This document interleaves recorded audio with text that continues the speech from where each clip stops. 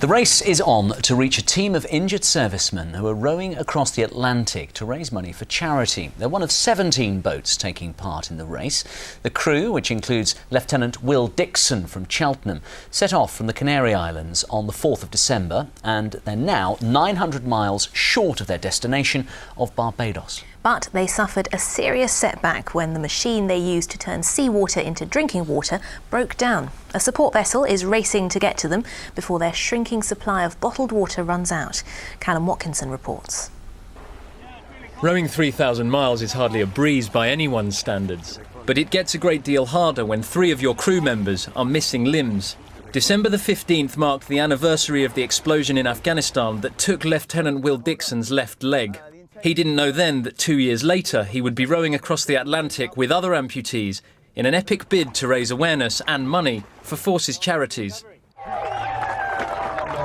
Leaving the Canary Islands at the beginning of last month, the team at first set a decent pace. The problems began on January the 1st, but it was their equipment and not their injuries that slowed them down. Our desalination machine that turns our seawater into drinkable water broke down and was unrecoverable on New Year's Day.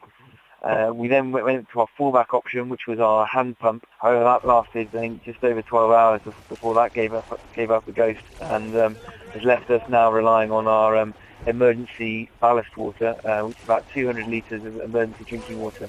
The broken pump means that each man's ration has reduced from 6 or 7 litres daily to just 2, which means fewer hours at the oars and less mileage covered.